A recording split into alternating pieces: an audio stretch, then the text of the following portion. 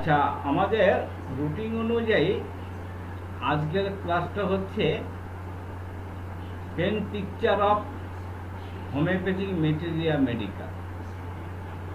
তা pen picture of homeopathic materia medica, যাকে আমরা ড্রাগ পিকচার বলি। ড্রাগ পিকচারটা কি?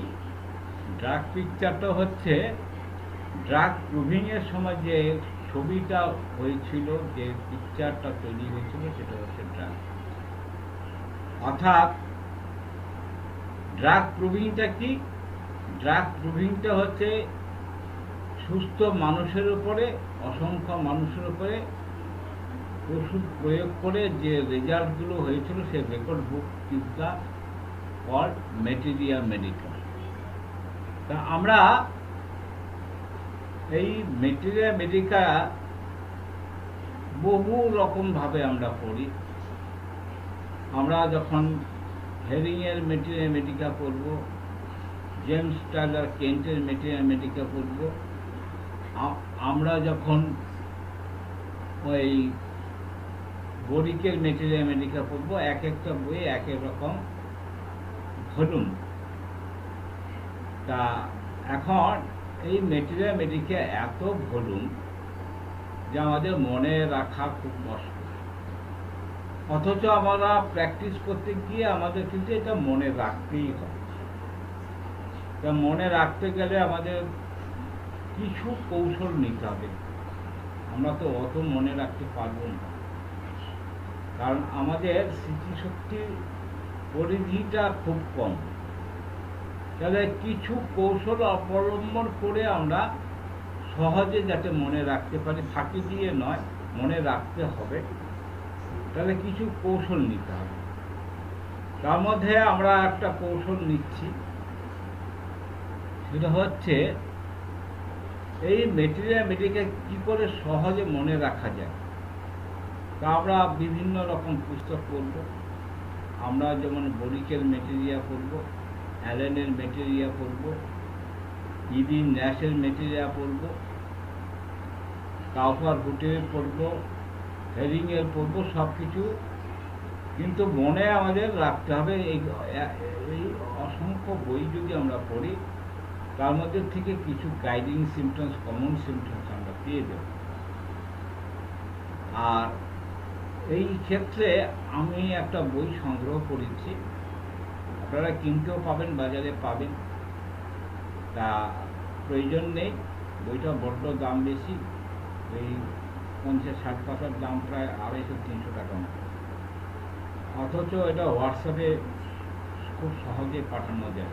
এই কটা মেডিসিন আছে, আমি হোয়াটসঅ্যাপে পাঠিয়ে দেবো ক্লাসের সাথে, আপনারা পেয়ে যাবেন। আর যদি কেউ কিনতে চান, কিনতে পারেন, আসলে কিছু নেই। তা আজকে আমরা যে ওষুধটা নিয়ে আলোচনা করব, সেই ওষুধটার নাম হচ্ছে গ্রাফাইটিস। তাই গ্রাফাইটিসটা তৈরি হয় কিসের থেকে, কোন সোর্সের ওষুধ? তাহলে গ্রাফাইটিস হচ্ছে ব্ল্যাক লেড থেকে। এটা টাইট্রেশন করে করা হয়। টাইট্রেশন করে করা হয় অর্থাৎ ঘর্ষণ পদ্ধতি। আমরা ওষুধের ঘর্ষণ পদ্ধতি নিয়ে আলোচনা করেছি ফার্মেসিতে। সেই ঘর্ষণ পদ্ধতিতে এই ওষুধটা তৈরি করা হয়। একটা পোটেন্সি পর্যন্ত গিয়ে, যেহেতু এটা সলিড তো ডাইলুট হয় না, তাই সেটা একটা স্টেজ পর্যন্ত তাকে টাইট্রেশন করে যখন সে সলিউবল হয়, তখন তাকে ডাইলিউশন করা হয়।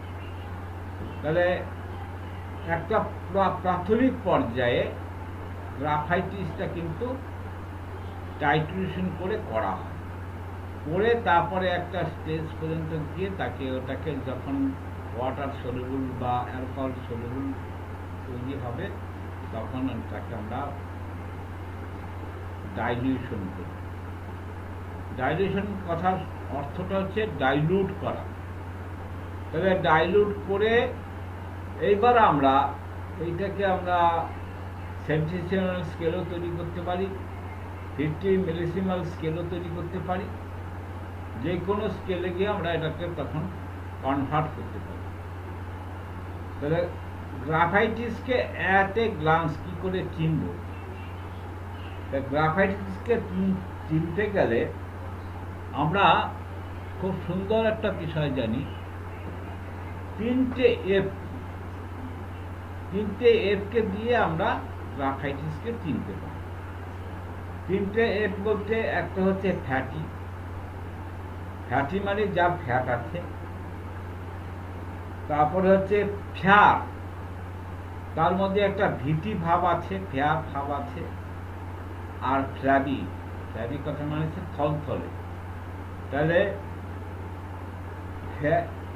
ফ্যার, ফ্যাটি, ফ্ল্যাবি, এই তিনটে অবস্থান যদি থাকে তাহলে আমরা তাকে গ্রাফাইটিস দিতে পারি। তাহলে এইবার আমরা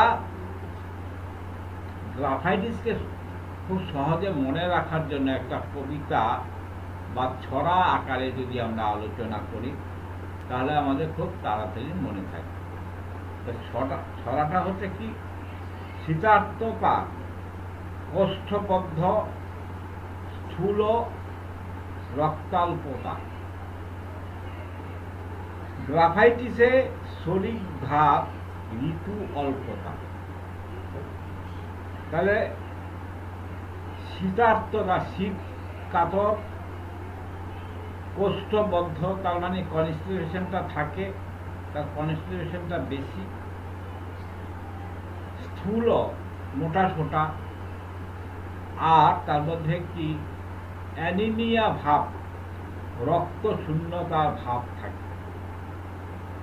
আর সেই সঙ্গে গ্রাফাইটিস হচ্ছে একটা গ্রেট অ্যান্টিসোরিক মেডিসিন। অ্যান্টিসোরিক অর্থাৎ তার মধ্যে সোরার প্রাদুর্ভাবটা বেশি, অর্থাৎ অ্যান্টিসোরিক ভাব। আর ঋতু অল্পতা, ঋতু বলতে মেয়েদের যে একটা মাসিক ডিসচার্জ হয় তার স্ক্যান্টি ডিসচার্জ, তার পরিমাণটা হচ্ছে অল্প পরিমাণ, স্ক্যান্টি ডিসচার্জ। বিষণ্ণ ধীর সঙ্গীত পুষ্পগন্ধ আর সহে না জ্ঞানে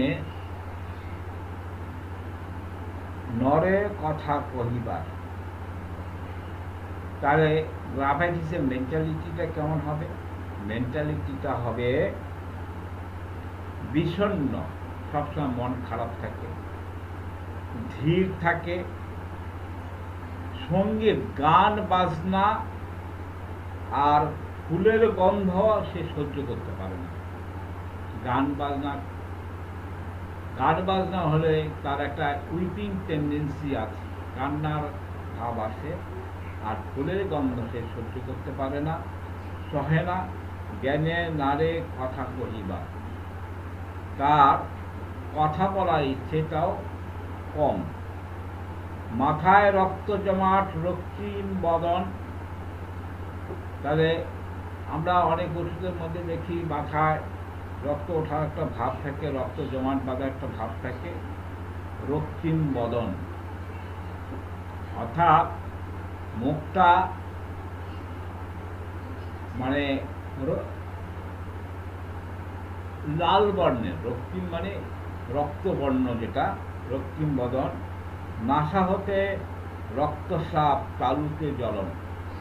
আমরা যেটাকে ব্রহ্মতালু বলি, মিড ব্রেন যেটা, সেখানে একটা বার্নিং সেন্সেশন থাকে।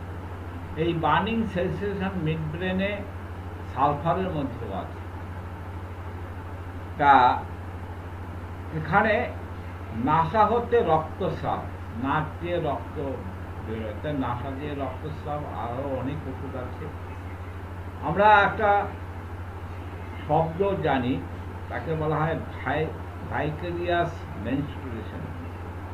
ভাইকেরিয়াস মেনস্ট্রুয়েশনটা হচ্ছে এটা একটা পিকুলার সিমটমস। যে সিমটমসটা আছে ব্রাইনিয়ার মধ্যে, এটা অন্য কোনো ওষুধের মধ্যে নেই। ভাইকেরিয়াস মেনস্ট্রুয়েশন ভাইকেলাস মেনস্ট্রুয়েশন হচ্ছে মেয়েদের যে মাসিক স্রাবটা হয় সেই ডিসচার্জটা হয় পার ভ্যাজাইনা দিয়ে। এবার খুব পিকুলার একটা সিমটমস, যে সিমটমসটা হচ্ছে এই মেনস্ট্রুয়েশন পার ভ্যাজাইনা দিয়ে না হয়ে মেনস্ট্রুয়েশনটা বন্ধ হয়ে গিয়ে নাক দিয়ে রক্তস্রাব। এটা একটা আনকমন পিকুলার সিমটমস আছে ব্রাইনিয়ার মধ্যে। পাশাপাশি আমাদের গ্রাফাইটিসের মধ্যেও কিন্তু একটা নাক দিয়ে রক্তস্রাবের একটা প্রবণতা আছে। মাথার পেছন দিকে সুতীব্র গৌরব কিংবা স্রাবী দাগ আদি পীড়ার উদ্ভব। তা আমরা দাঁতে অনেক ওষুধ ব্যবহার করি, দাঁত মানে রিংওয়ার্ম, যেটা আমরা অনেক ওষুধ ব্যবহার করি, কিন্তু গ্রাফাইটিসের মধ্যেও কিন্তু দাঁতের একটা যেটা রিংওয়ার্ম তার একটা বিষয় আছে। সেটা হচ্ছে তার যে মানে রোগ, সেই রোগগুলো কি হয়, সেই রোগগুলো সাপ্রেসড হয়ে গিয়ে দাঁত ইত্যাদি সাপ্রেসড হয়ে গিয়ে তার রোগের উদ্ভব হয়।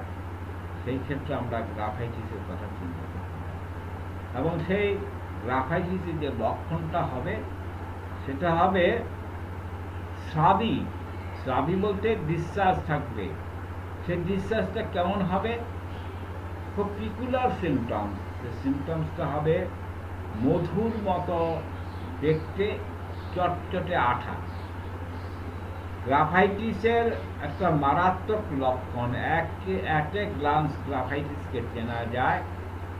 যে কোনো ডিসচার্জে যদি মধুর মতো দেখতে হয় আর চটচটে আঠা হয়, বিশেষ করে কোনো স্কিন ডিজিজ, সেটা এক্সিমায় হোক, দাঁতই হোক, চুলকানি পাশাই হোক, যাই হোক না কেন, সেই আঠাটা চটচটে মধুর মতো হয়, তাহলে আমরা গ্রাফাইটিসের কথা চিন্তা করি। আর একটা পিকুলার সিমটমস, সেটা হচ্ছে মাকড়ের জালে যেন আচ্ছন্ন বদন। মনে হয় তার একটা অনুভূতি, তার একটা সেন্সেশন, মনে হয় তার মাকড়সার জাল দিয়ে তার মুখটা ঢাকা। মাকড়ের জালে যেন আচ্ছাদন বদন, মুখ থেকে যত্রতত্র লালা নিঃসরণ। আরেকটা সিমটমস হচ্ছে যখন তখন তার মুখ দিয়ে একটা স্যালাইভেশন, লালা নিঃসরণ। পূর্ণিমাতে প্রধানত বন্ধ কর্ণদ্বয় শ্রুতিলোপ উপশম গণ্ডগোলে হয়। আরেকটি পিকুলার সিমটমস, সেটা হচ্ছে তার অ্যাগ্রাভেশনটা। আমরা স্পেসিফিক্যালি কতগুলো ওষুধ আছে, অমাবস্যা, পূর্ণিমা, একাদশীতে বাড়ে। আমরা যেমন সাইলেসিয়া, অস্টিকাম, এগুলো পূর্ণিমাটা বাড়ে। তা তেমনি অ্যালুমিনিয়াম এরকম আছে, তেমনি পূর্ণিমাতে বাড়ে গ্রাফাইটিসের একটা লক্ষণ আছে। এবং গ্রাফাইটিসের আরেকটা পিকুলার সিমটমস, সেটা হচ্ছে পূর্ণিমাতে তার কানগুলো বন্ধ হয়ে যায়, কানে শুনতে পায় না পূর্ণিমা। আর আরেকটা পিকুলার সিমটমস, আমরা হইচইর সময় কথা শুনতে পাই না, কিন্তু গ্রাফাইটিসের মধ্যে এটা হচ্ছে, আমরা যেটা বলি 1000 symptoms is not a symptoms but one symptoms is a symptoms। অর্থাৎ এই সিমটমসটা কিন্তু খুব পিকুলার সিমটমস, আর কোনো মেডিসিনের মধ্যে খুব একটা পাবেন না। সেটা হচ্ছে শ্রুতিলোপ, তার কানে শুনতে পায় না, কিন্তু গন্ডগোল হলে হইচইয়ের মধ্যে সে ভালো শুনতে পায়। এটা সাধারণত আমরা কি বলেছি যে আমরা ফিজিওলজিটা পড়ি কেন, প্যাথোলজিটা কেন পড়ি? যে ফিজিওলজিটা পড়ি, যে নর্মাল ফাংশন অফ ফিজিওলজি কথা মানে হচ্ছে normal function of the body, আর প্যাথোলজি কথা মানেটা হচ্ছে abnormal function of the body. তাহলে ফিজিওলজিতে একটা জিনিস যেটা হওয়ার কথা, প্যাথোলজিতে তার উল্টোটা হয়। প্যাথোলজিতে যা অ্যাবনর্মাল কন্ডিশনে যা হওয়ার কথা সেটা যদি না হয়, সেটা হচ্ছে আনকমন পিকুলার সিম্পটম। তাহলে কি হচ্ছে, এইটা একটা প্যাথোলজিক্যাল ব্যাপার যে তার কানের যদি কোনো গন্ডগোল হয়, সে হইচইয়ের মধ্যে শুনতে পাবে না, কিন্তু গ্রাফাইটিসের পেশেন্ট যদি হয়, সে কিন্তু সেই গন্ডগোলের মধ্যে হইচইয়ের মধ্যে ভালো শুনতে পায়।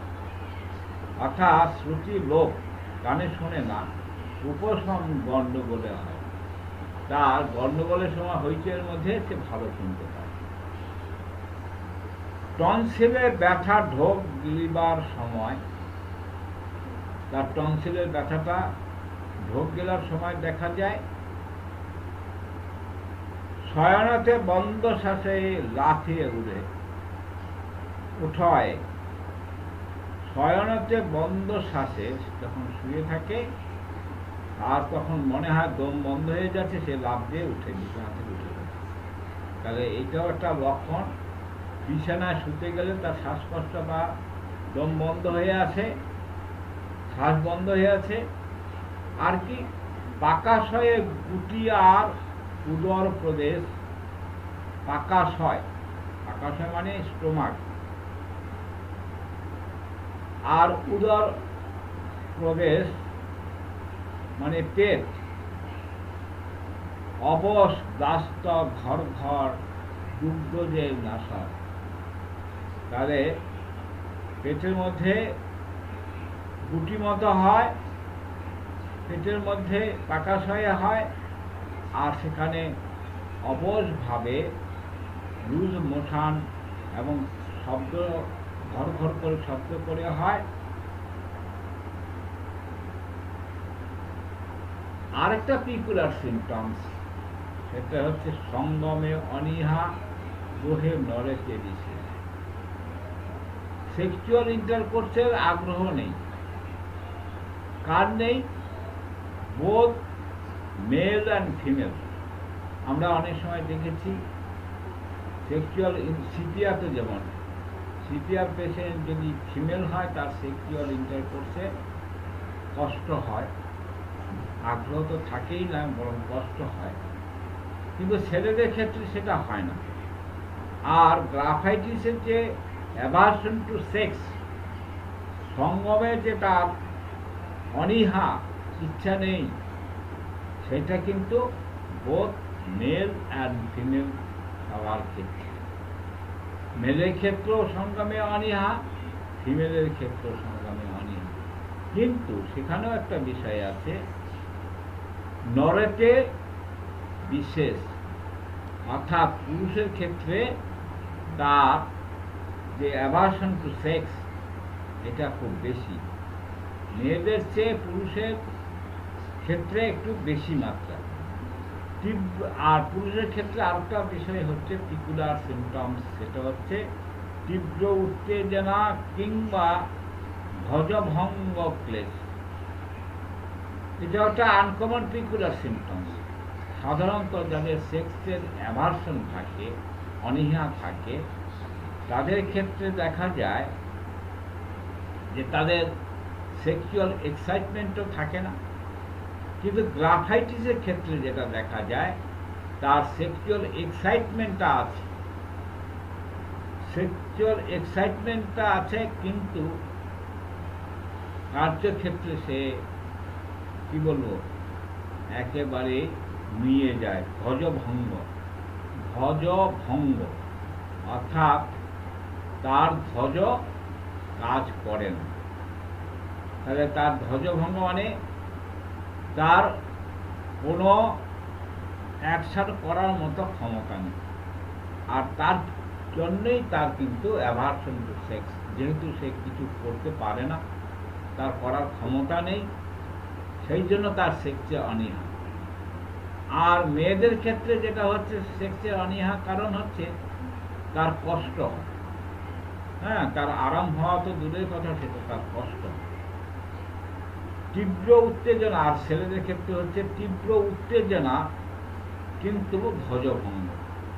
তার সেই পেনিস শক্ত হয় না বা দাঁড়ায় না, যার ফলে তার মনের মধ্যে একটা কষ্ট, নাহিক আনন্দ কিংবা শুক্র নিঃসরণ।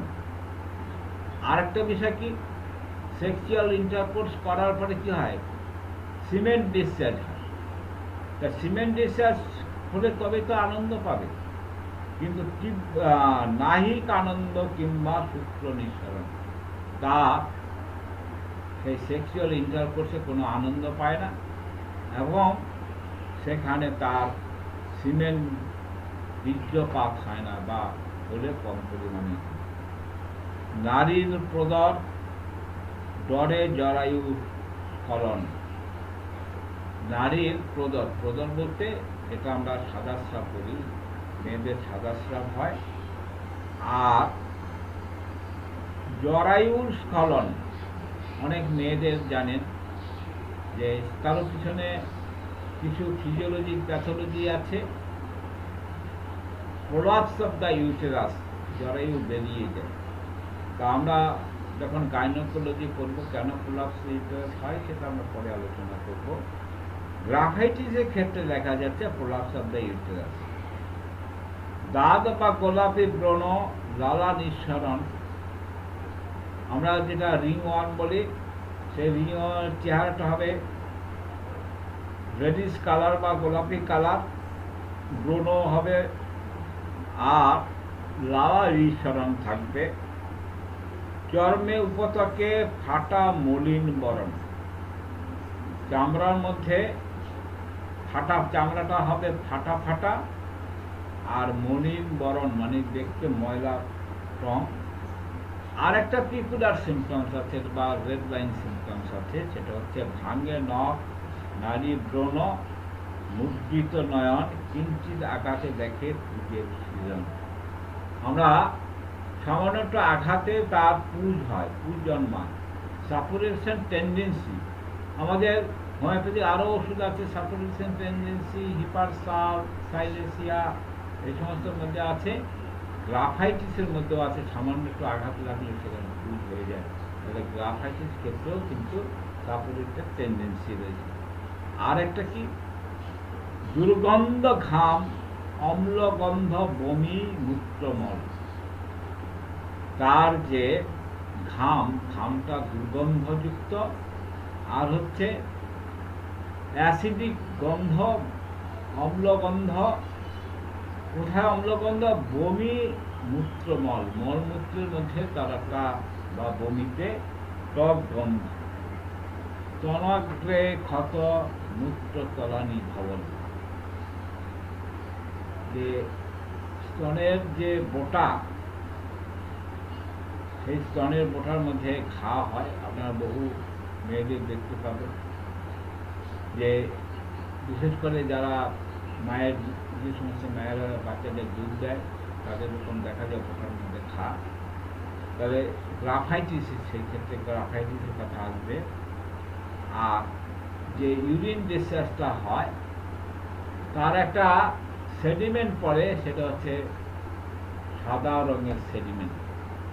আমরা সেডিমেন্ট, আমরা যখন মেডিকা করবো, ইউরিন যখন নিয়ে আলোচনা করব, তখন দেখব যে আমাদের বহু রকম সেডিমেন্ট পড়ে ইউরিনে, যেমন লাইকোপোডিয়ামে আছে ব্রিক ডাস্ট লাইক সেডিমেন্ট। তাহলে আমরা এখানে যে আলোচনাটা করলাম তাতে দেখা গেল যে মূলত এটা একটা টাইট্রেশন করে ডাইলিউশন করা হয়। এটা একটা মিনারেল কিংডমের ওষুধ, এটা তৈরি হয় ব্ল্যাক লেড থেকে, এবং সেটা প্রথমে টাইট্রেশন করে পরবর্তীকালে ডাইলিউশন করা হয়। তা এটা হচ্ছে, এটা চেহারা কেমন হবে? চেহারা হবে গৌরবর্ণ, গৌরবর্ণ চেহারা হবে, দেখতে মনে হবে বলবান কিন্তু ফিজিক্যালি দুর্বল।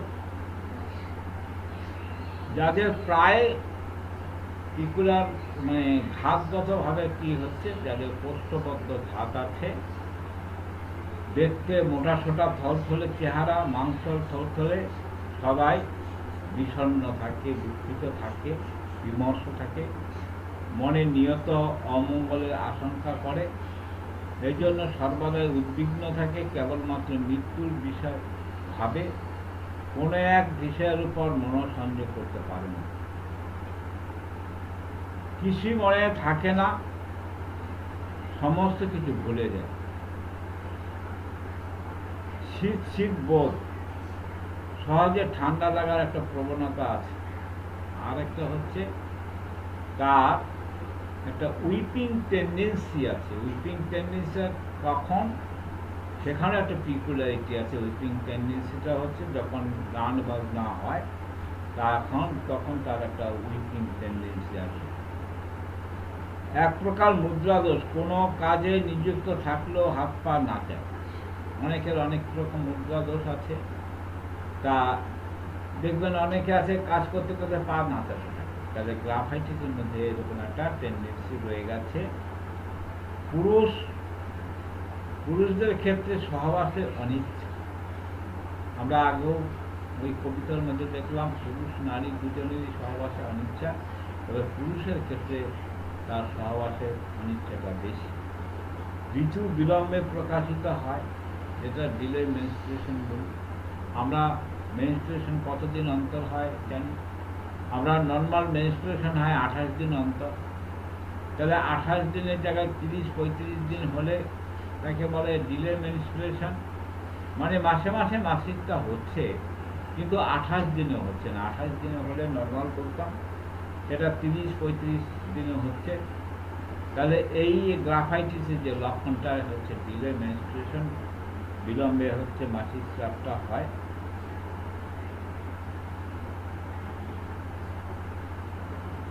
এবার আসে যাক চরিত্রগত লক্ষণ। চরিত্রগত লক্ষণে দেখা যাচ্ছে তার যে স্কিন ডিজিজটা হচ্ছে ফাটা ফাটা, কিংবা দেরিতে কাউর খায়ের মতো, তা থেকে চটচটে রস নির্গত হয়। আগেই বলেছিলাম মধুর মতো চটচটে রস নির্গত হয়। আর হচ্ছে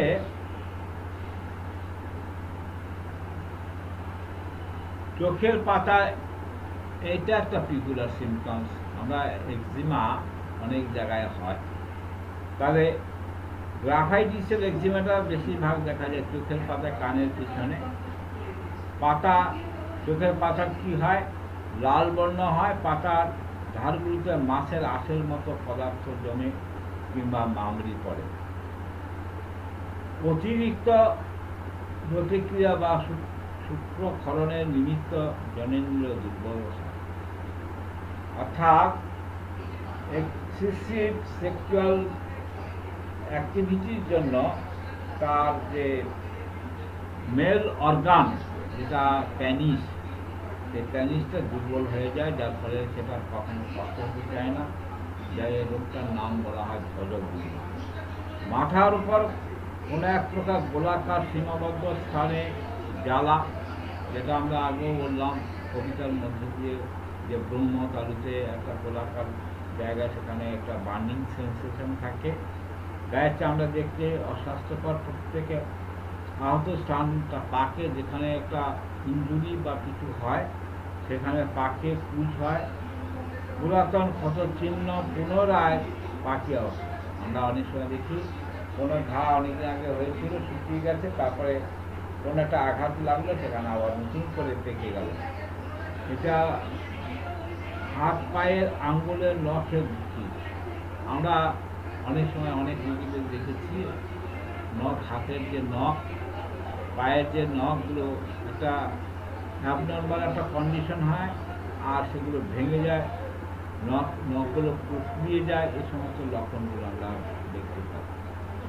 আর কি, ঘা পুরু এবং মোটা হয়, স্তনের পোটা ফোড়া আরম্ভ হওয়ার পর রক্তভাব ও ক্ষতের দাগ থাকে, পুনরায় এটা প্রদাহ হয়। এইরূপ পুনঃ পুনঃ ক্ষত হয়ে শেষে ক্যান্সারে পরিণত। তাহলে আমরা মানে ব্রেস্ট ক্যান্সারের কিন্তু একটা স্পেসিফিক ওষুধ গ্রাফাইটিস পেয়ে গেল।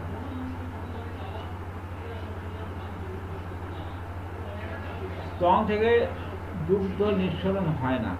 আমরা অনেক সময় দেখি একটা রোগ হয়, তাকে বলা হয় ফুনকো।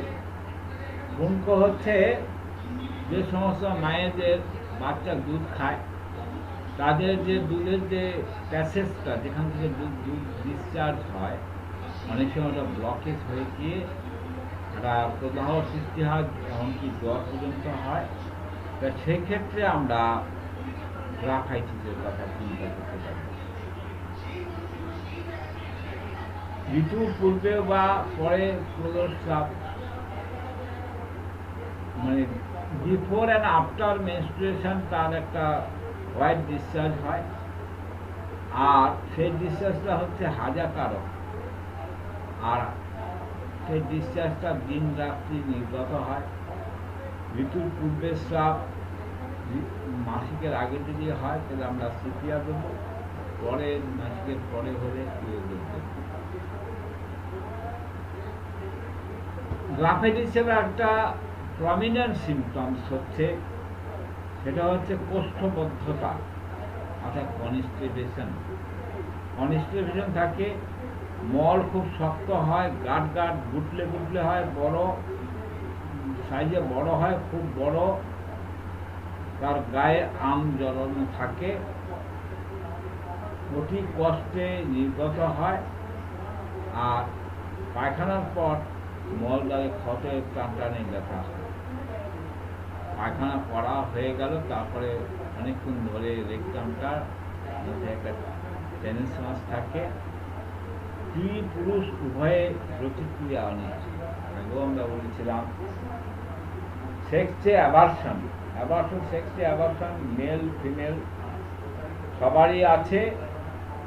গ্রাফাইটিসের ক্ষেত্রে সবারই মেল ফিমেল, যেমন সিপিআর ক্ষেত্রে শুধু ফিমেলের অনিচ্ছা, আর গ্রাফাইটিসের ক্ষেত্রে হচ্ছে মেল ফিমেল সেক্সে অ্যাভারশন। কিন্তু সেখানে মেয়েদের চেয়ে ছেলেদের সেক্সে অ্যাভারশনটা বেশি। মুখে এক ধরনের স্কিন ডিজিজ হয়, তার নাম হচ্ছে ইরিসিকুলাস। তাতে জ্বালা থাকে, ভুলফুলানো বেদনা থাকে, আর এটা তার যে ব্যথার গতিটা থাকে ডান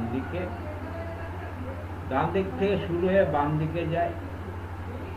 তা এই হচ্ছে আমাদের সামগ্রিক গ্রাফাইটিসের লক্ষণ। আমরা এটা ড্রাগ পিকচার বা পেন পিকচার নিয়ে আলোচনা করলাম। এবার হচ্ছে আমরা কোনো ক্ষেত্রে যখন মেডিসিন সিলেক্ট করব, আমরা সেখানে টোটালিটি অফ সিমটমসের বেসিসে হোমিওপ্যাথিক ওষুধ নির্বাচন করে থাকি। তার মধ্যে আমরা আমাদের সিলেক্টিভ মেডিসিনগুলো কীভাবে আমরা সিলেকশন করব, সেটা হচ্ছে সেখান থেকে আমরা আনকমন পিকুলার সিমটমসগুলো নেব আর মাইজোমেট্রিক বিশ্লেষণ করব। অর্গানন অফ মেডিসিনকে মাথায় রেখে আমরা ক্রনিক ডিজিজ বা মাইজমকে সামনে রেখে রেপার্টাইজেশন করে এভলিউশন অফ সিমটমস করে আমরা প্রপার সিলেক্টেড মেডিসিনগুলো ব্যবহার করি। তাহলে এবার দেখা গেল আমরা একটু অন্যভাবে আলোচনা করি, সেটা হচ্ছে গ্রাফাইটিস সুইটেড টু ওমেন। আমরা লক্ষ্য করলাম যে গ্রাফাইটিস বেশিরভাগ ক্ষেত্রে হচ্ছে মহিলাদের ক্ষেত্রে বেশি ব্যবহার হয়। কোন মহিলাদের ক্ষেত্রে বেশি ব্যবহার হয়? ইনক্লিন টু ওবিসিটি, যাদের মোটা হওয়ার প্রবণতাটা বেশি, যাদের মোটা হওয়ার প্রবণতা বেশি, হু সাফার ফ্রম হ্যাবিচুয়াল কনস্টিপেশন, যারা বরাবর কোষ্ঠবদ্ধতায় ভুগছে, with a history of the delayed menstruation. আমরা প্রথমে বলেছিলাম এটা মহিলাদের ক্ষেত্রে বেশি প্রযোজ্য বা বেশি ব্যবহার হয়। তার মানে এই নয় যে পুরুষদের ক্ষেত্রে ব্যবহার হবে না, কিন্তু গ্রাফাইটিসটা ভালো কাজ করে, বেশি প্রযোজ্য হয়, ব্যবহার হয় মেয়েদের ক্ষেত্রে। কোন মেয়েদের ক্ষেত্রে? যে মেয়েদের হিস্ট্রি অফ ডিলেড মেনস্ট্রুয়েশন, যাদের অর্থাৎ ডিলে মেনস্ট্রুয়েশনের ইতিহাস আছে। What pulsatilla is a puberty, graphites is at the climacteric.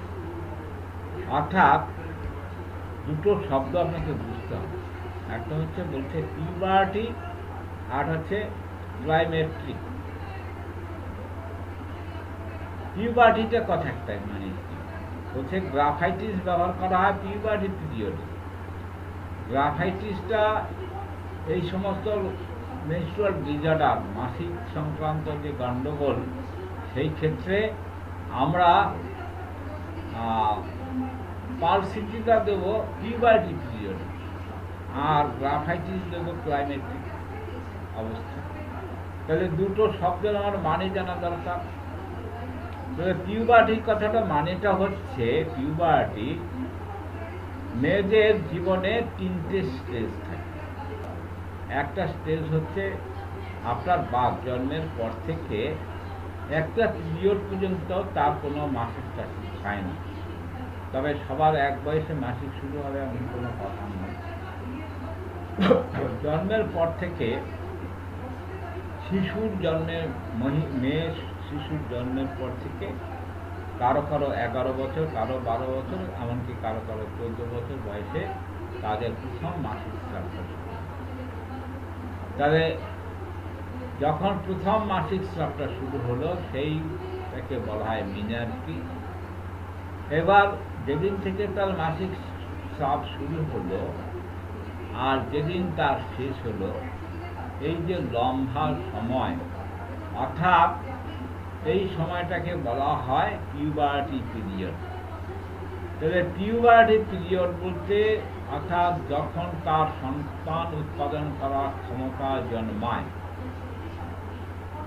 অর্থাৎ যাকে আমরা আরো ভালোভাবে বলতে পারি যৌবনকাল, যে সময় সে সন্তান উৎপাদন করার তার ক্ষমতা থাকে, সেটা হচ্ছে পিউবার্টি পিরিয়ড। তাহলে এই মেনস্ট্রুয়াল ডিসঅর্ডারে আমরা পিউবার্টি পিরিয়ডের ক্ষেত্রে পালসিটিলা ব্যবহার করব। পিউবার্টি পিরিয়ডে আমরা পালসিটিলা ব্যবহার করব, আর ঠিক সেম লক্ষণে আমরা গ্রাফাইটিস ব্যবহার করব। কোন সময় গ্রাফাইটিস ব্যবহার করব? ক্লাইমেট্রিক পিরিয়ড। তাহলে ক্লাইমেট্রিক পিরিয়ডটা কি? ক্লাইমেট্রিক পিরিয়ডটা হচ্ছে কারো কারো 45, কারো 50, কারো আরো বেশি দিন পরে চিরদিনের জন্য মাসিক স্রাবটা বন্ধ হয়ে যায়, আর হয় না। তাহলে যেদিন থেকে মাসিক স্রাব বন্ধ হলো, সেই সময়টাকে বলা হয় ক্লাইমেট্রিক পিরিয়ড। অর্থাৎ যখন মাসিক স্রাবটা বন্ধ হলো, সেটাকে আমরা বলি মেনোপজ। মাসিক স্রাব বন্ধ হওয়া মানে হচ্ছে মেনোপজ। এই মেনোপজ টাইমটাকে বলা ক্লাইমেট্রিক টাইম। তাহলে এই যে লক্ষণগুলো, এই লক্ষণগুলো আমরা যেখানে মেনস্ট্রুয়াল ডিসঅর্ডারের ক্ষেত্রে আমরা পালসিটিলা দেব, ঠিক সেম লক্ষণে আমরা ক্লাইমেটিক পিরিয়ডে, অর্থাৎ যখন মাসিকটা বন্ধ হয়ে যায়, তখন আমরা দেব গ্রাফাইটিস। তাহলে এই হচ্ছে আমাদের গ্রাফাইটিসের আলোচ্য বিষয়। আমরা এরপরে আরও যদি বিস্তারিত আলোচনা করা যায়, আপনারা বোধহয় জানেন যে আমরা চেষ্টা করি সাধারণত যে অল্প বিষয়ের উপরে অল্প সময়ের মধ্যে আমরা total red line symptoms, guideline সিমটমসগুলো ধরে নেওয়া। তাই সেক্ষেত্রে আগেই বলেছি, আমরা যদি বিস্তৃতভাবে আলোচনা করি, তাহলে আমরা একটু বিস্তারিত আলোচনা করতে গেলে উইলিয়াম বরিককে ফলো করব। আর একটু বিস্তারিত বর্ণনা করতে গেলে আমরা ফলো করে জেমস টেলর কেনকে ফলো করব। আর একটু বিস্তৃত করতে গেলে আমরা ফলো করব কনস্ট্যান্ট হেরিংকে ফলো করব। আর এছাড়া কনস্ট্যান্ট হেরিং ছাড়া আমরা যেটা ফলো করতে পারি সবচেয়ে মোস্ট অথেন্টিক অ্যান্ড রিলায়েবল বই, এখন আপনারা সেটা পাবেন না, কারণ সেটা আউট অফ গোটা পৃথিবী থেকে এখন আউট অফ মার্কেট। আপনারা বইটার চেহারাটা একটু দেখতে পাবেন, ন্যাশনাল লাইব্রেরিতে গেলে মিউজিয়ামে আছে। তার নাম হচ্ছে ম্যাটেরিয়া মেডিকা পিউরা। যদি কপাল ভালো থাকে, কোনো পুরাতন বহু পুরানো ডাক্তারদের ঘরে যদি অনেকের ঘরে আছে, সেটা যদি আপনারা সংগ্রহ করতে পারেন সেটা কিন্তু লাকি না। তা এই জন্য আমরা যেটা, যেহেতু আমরা এখন শিক্ষানবিশ হিসাবে আছি, আমরা চেষ্টা করব খুব সহজে কী করে আমরা ম্যাটেরিয়া মেডিকা দখল করব। তা সেই সহজে ম্যাটেরিয়া মেডিকা দখল করার জন্য আমরা কবিতায় আলোচনা করলাম। কবিতায় আলোচনার পরে আমরা আরেকটু আলোচনা করলাম। আর যদি আরও ভার্স জানতে চান তাহলে আপনাদেরকে জেমস টাইলার কেন্টের lecture on homeopathy materia medica করতে হবে, অথবা কনস্ট্যান্ট হেরিংয়ের গাইডিং সিমটম করতে হবে। আমরা প্র্যাকটিস করার জন্য আমাদের কাছে যেটা সবচেয়ে ভালো গ্রহণযোগ্য সেটা হচ্ছে অ্যালেন্সের কিনোট অথবা ইডি ন্যাশের থেরাপিউটিক সহজে ম্যাটেরিয়া মেডিকা, যেটা হচ্ছে মোস্ট অথেন্টিক অ্যান্ড মোস্ট কী বলবো সংক্ষিপ্ত আকারে আলোচনা করা।